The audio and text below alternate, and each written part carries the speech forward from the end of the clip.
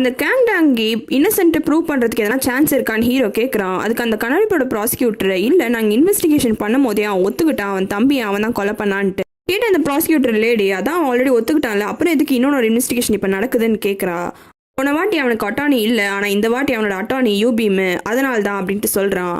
அந்த கேஸும் கோர்ட்டில் நடக்குது. அப்போ ப்ராசிக்யூட்டர் ஷென்னு அக்யூஸ்டு காங்டாஹே அவனோட தம்பியோட பேரில் ஒரு இன்சூரன்ஸ் போட்டிருக்கான். இவனுக்கு காசு பிரச்சனை வந்தோடனே அவன் தம்பியை ஒரு டனலோட என்ட்ரன்ஸில் கார் ஆக்சிடென்ட் மாதிரி செட் பண்ணி கொலை பண்ணிட்டான். அதனால காசுக்காக தான் இவன் தம்பியை கொலை பண்ணியிருக்கான்னு சொல்லிட்டு அவளும் எல்லா விஷயத்தையுமே கோர்ட்டில் முன்னாடி சொல்லிடுறா. ஷின் சொன்ன எல்லாத்தையும் கேட்ட அந்த ஜூரி சரி யூபீம் உங்களோட கிளைண்ட் என்ன சொல்கிறாங்க அப்படின்ட்டு கேட்குறாங்க. அதுக்கு யூபீம் என்னோட கிளைண்ட்டு இன்னசென்ட்டுன்னு சொல்கிறாரு, அவர் எந்த தப்புமே பண்ணலையா அப்படின்னு சொல்லிடுறான். இதை கேட்டவொடனே ஷின்னுக்கே டென்ஷன் ஆகிடுது. அடுத்தது இவங்க எல்லாருமே டீமாக சாப்பிட்றாங்க. அப்போ சாப்பிட்றப்போ ஹெட்டு கூட அவன் மேலே எல்லா தப்பும் இருக்குது, அப்புறம் எப்படி அவன் இன்னசென்ட்டுன்னு ப்ளீட் பண்ணியிருப்பான், என்னமோ எனக்கு தப்பாக இருக்குது அப்படின்ட்டு சொல்கிறாரு. அந்த கண்ணாடி போட்ட ப்ராசிக்யூட்டரும் யூபீம் எப்படி தான் இந்த மாதிரிலாம் பண்ணுறானோன்னு தெரியல, ஏதோ ஒன்று பண்ணிடுறான் அப்படின்ட்டு சொல்கிறான். உடனே ஹீரோ அதுக்கு நீங்கள் போன வாட்டி இன்வெஸ்டிகேட் பண்ணும் போது அவனே கன்ஃபர்ஸ் பண்ணிட்டான்னு சொன்னீங்க தானே, அப்புறம் எப்படி அவன் இன்னசென்ட்னு இப்போ சொல்லுவான், எனக்கு தெரிஞ்சு இவங்க ஏதோ பிளான் பண்ணுறாங்க, எதுக்கும் நீங்கள் போய் ஒரு வாட்டி இன்வெஸ்டிகேஷன் பண்ணுங்க ஒழுங்கா அப்படின்ட்டு சொல்கிறான். இதை கேட்டோன்னா அந்த கண்ணாடி போட்ட ப்ராசிக்யூட்டர் இதே மாதிரி தான் எதனா ஒன்று வாய் வச்சுக்கிட்டே இருக்க, உனக்கு என்ன தான் பிரச்சனை அப்படின்னு அவர் டென்ஷன் ஆயிடுறாரு. அதுக்கு அந்த ப்ராசிக்யூட்டர் லேடி அவன் சொல்கிறதும் கரெக்ட் தானே, ஒருத்தவங்க ஆல்ரெடி நான் தான் கொலை பண்ணிட்டேன்னு சொல்லிட்டா அதுக்கப்புறமா அவன் ஏன் போயிட்டு இன்வெஸ்டிகேட் பண்ண போகிறாங்க, இதை கூட அவங்க ஒரு ஸ்ட்ராட்டஜியாக யூஸ் பண்ணலாம் அப்படின்ட்டு சொல்கிறா. அப்போதான் கவனிச்சா அந்த ஹெட் மட்டும் தனியாக ப்ரே பண்ணுறாரு. என்ன இந்த வாட்டி எல்லாரும் சேர்ந்து ப்ரே பண்ணலையா அப்படின்ட்டு கேட்குறாங்க. அதுக்கு இல்லை இனிமேல் இந்த எல்லாருமே தனித்தனியாக ப்ரே பண்ணிட்டு சாப்பிட ஆரம்பிங்க. அதே மாதிரி ப்ராசிக்யூட்டர் நீங்களும் ப்ராசிக்யூட்டர் ஜோங் என்ன சொன்னாரோ அந்த அட்வைஸை கொஞ்சம் ஏற்று என்னன்னு பாருங்க அப்படின்னு சொல்லிட்டு அவர் சாப்பிட ஆரம்பிக்கிறாரு. இந்த மாதிரி இவர் சொன்னோன்னே ப்ராசிக்யூட்டர் டென்ஷன் ஆயிடுது. எனக்கு தெரிஞ்சு 20 வருஷத்துக்கு மேலே வேலை செய்கிறவங்க கிட்ட தான் அட்வைஸ் கேட்டு வேலை செய்யணும்னு நான் கேள்விப்பட்டிருக்கேன். ஆனால் வேலைக்கு வந்து கொஞ்சம் மாதத்துலேயே கூட அட்வைஸ் பண்ணலான்னு எனக்கு இப்போ தான் தெரிஞ்சுது. உங்கள் அட்வைஸ்க்கு ரொம்ப நன்றி ஜோங் அப்படின்ட்டு அவர் மாதிரி கடுப்புலேயே சொல்கிறா. ஹீரோயினுக்கு அவரோட ஆஃபீஸில் அவரோட டீம் மெம்பர்ஸோட மீட்டிங் நடக்குது. அப்போ எல்லாரும் வந்து நியூஸ் எல்லாத்தையும் பற்றி டிஸ்கஸ் பண்ணுறாங்க. அப்போ ஹீரோயின் சொன்ன அந்த பூனை விஷயத்தையும் டிஸ்கஸ் பண்ணிட்டு சரி 100 பூனை கிட்ட ஒருத்தன் கொலை பண்ணியிருக்கானா, அந்த விஷயம் என்ன ஏதுன்னு பாரு, அந்த டீட்டெயில்ஸை ஃபாலோ பண்ணு அப்படின்ட்டு சொல்கிறாங்க.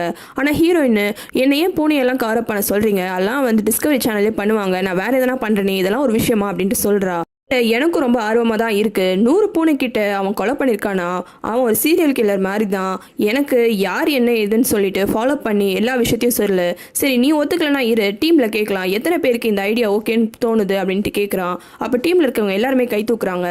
ஹீரோயின் இதை பார்த்துட்டு நானும் உங்களை மாதிரி மனுஷங்களை கவர் பண்ணுறேனே, என்னை போய் என் பூனையெல்லாம் கவர் பண்ண சொல்கிறீங்கன்னு ரொம்ப சோகமாக ஆயிடுறா. ஒரு விஷயத்த காமிக்கிறாங்க. ஹீரோயின் ரொம்ப பதட்டமா ஏதோ ஒரு படிக்கட்டில் ஏறி போறா.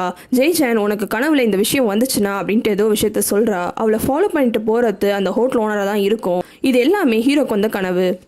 ஹீரோ இந்த கனவை பற்றி ஹீரோயின் கிட்ட சொல்கிறான். அதுக்கு ஹீரோயின் என்னது காங்டாஹேன்னு ஒரு ஆள் என்னை கொலை பண்ணானா, நான் எதுவும் அந்த கேஸ்லாம் எதுவும் ஃபாலோ பண்ணலையே அப்படின்ட்டு சொல்கிறா. ஹீரோ அடுத்தது நீ எதனா இன்சூரன்ஸ் கேஸோ இல்லை டெத்து சீட்டிங் கேஸ் எதனா ஃபாலோ பண்ணுறியா அப்படின்ட்டு அடுத்தது கேட்குறான். அதுக்கு ஹீரோயின் நான் மனுஷங்களே முதல்ல ஃபாலோ பண்ணல, நான் புதுசாக வேலைக்கு ஜாயின் பண்ண மாதிரி என்னை ட்ரீட் பண்ணுறாங்க, என்னை ஒரு பூனை கேஸ் தான் வந்து கவரப் பண்ண சொல்லியிருக்காங்க அப்படின்ட்டு சொல்கிறா. அதுக்கு ஹீரோ அதுக்கே மூஞ்சி அப்படி வச்சுக்கிற, பூனை கேஸ் தானே அவ்வளோ பயங்கரமாக இருக்காது, யோசிச்சு பாரு, இது கூட உன்னோட கனவுல வந்த அந்த கடைசி கேஸை கூட இருக்கலாம்ல அப்படின்ட்டு கேட்குறான். அதுக்கு ஹீரோயின் இந்த விஷயம் ஒரு மவுண்டெயினில் நடந்ததா இல்லை அங்கே பக்கத்தில் எதனா க்ரீன் அம்பரலா இருந்ததா அப்படின்ட்டு கேட்குறா. அதுக்கு ஹீரோ இல்லை அதெல்லாம் எதுவும் இல்லை அப்படின்ட்டு சொல்கிறான். அதான் சொன்னல இது என்னோட கனவுல வந்த அந்த விஷயமே கிடையாது, அதனால நீ என்னை நினச்சி எதுவும் கவலைப்படாத அப்படின்ட்டு சொல்கிறா. அதுக்கு ஹீரோ சரி நான் கவலைப்படல, ஆனால் நீ எனக்கு ஒரு ப்ராமிஸ் பண்ணு அப்படின்னு மட்டும் சொல்கிறான். கோர்ட்டில் ப்ராசிக்யூட்டர் ஷின்னோட ரெக்கார்டெல்லாம் கீழே விழுந்துருது. ஒரு ட்ரையல் போகிறதுக்கு முன்னாடி ரெக்கார்டில் அப்படி கீழே விழுந்து அபசகணும்னு சொல்லுவாங்க. எல்லாமே இந்த ப்ராசிக்யூட்டர் ஜூங்கோட வாயால் தான் அப்படின்னு திட்டிகிட்டு இருக்கா. கரெக்டாக அதே இடத்துக்கு ஹீரோ வரான். வந்துட்டு நான் ஹெல்ப் பண்ணுறேன்னு சொல்கிறான். ஆனால் ஷின் அதுக்கு அலோவ் பண்ண மாட்டேங்கிறா. உடனே ஜூங் அதுக்கு எனக்கு மேலே ரொம்ப நம்பிக்கை இருக்குது, எப்படி நான் நீ தான் இன்னைக்கு காங்குக்கு தண்டனை வாங்கி கொடுக்க போகிறேன் அப்படின்னு ரொம்ப பாசிட்டிவாக பேசுகிறான்.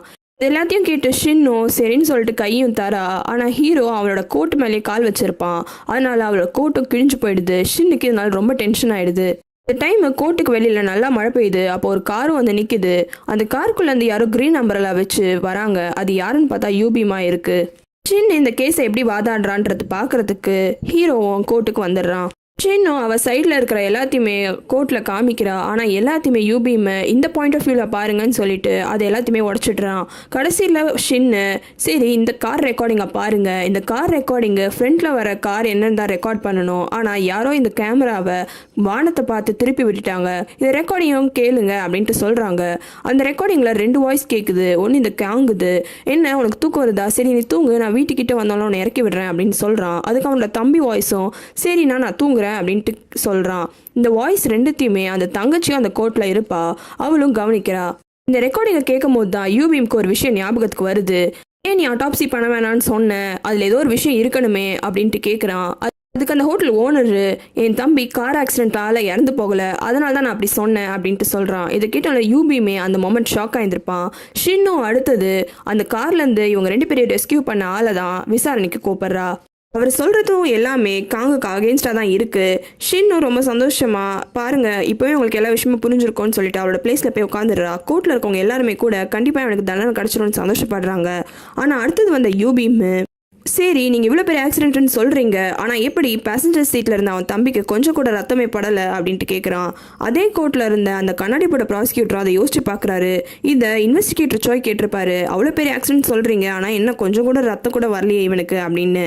அதுக்கு அந்த ரெஸ்கியூ பண்ண ஆளும் பதில் சொல்கிறான். அவன் வாயாலேயே கண்டிப்பாக அந்த தம்பி கார் ஆக்சிடெண்ட்டில் இறந்து போல, அதுக்கு முன்னாடியே இறந்து போயிட்டான்ற மாதிரி யூபீமை கொண்டு வந்துடுறான். யூபீம் இப்படி வாதாடுறது எல்லாத்தையுமே அந்த காங்கு ரொம்ப சந்தோஷமாக கேட்டுட்டு இருக்கான். யூபீம் அடுத்து எனக்கு தெரிஞ்சு அந்த தம்பி ஹார்ட் அட்டாக்ல ஆல்ரெடி இறந்து போயிட்டு இருப்பான், அதுக்கப்புறமா அந்த கார் ஆக்சிடென்ட்டும் நடந்திருக்கும். இவங்க வேற ஆட்டாப்சி பண்ணவே இல்லை, அதனால எந்த சாட்சியுமே இல்லாததுனால இந்த மாதிரி சாட்சிங்களை வச்சு தான் இந்த கேஸை முடிச்சாகணும் அப்படின்னு அந்த கனடிப்பட ப்ராசிக்யூட்டரை பார்த்து சொல்கிறான். ஷின்னால எந்த பதிலும் சொல்ல முடியல. யூபீமோ நீங்களும் யோசிச்சு பாருங்க, எல்லாருமே இவன் தான் தம்பியை கொலை பண்ணான்னு சொல்றாங்க, அதே மாதிரி 1% சான்ஸ் கூட இருக்குல்ல, தம்பி ஹார்ட் அட்டாக்ல ஆல்ரெடி இறந்து போய் கார் ஆக்சிடென்ட்டும் ஆயிருக்கலாம்ல, என்னோட கட்சிக்காரர் எந்த தப்பும் பண்ணல, ஒரு இன்னசென்ட்னு சொல்லிட்டு யூபீமா அவனோட வாதத்தை ரொம்ப சூப்பரா வச்சிடறான். இப்படி சொன்னாலுமே கோர்ட்ல இருக்கவங்க எல்லாருமே ரொம்ப ஷாக் ஆயிடுறாங்க. மறக்காம ரெட் லோட்டஸ் தமிழ் சேனலுக்கு சப்ஸ்கிரைப் பண்றீங்க. உங்களுக்கு வேற சீரிஸ் பார்க்கணும்னா கமெண்ட்ல சொல்லுங்க.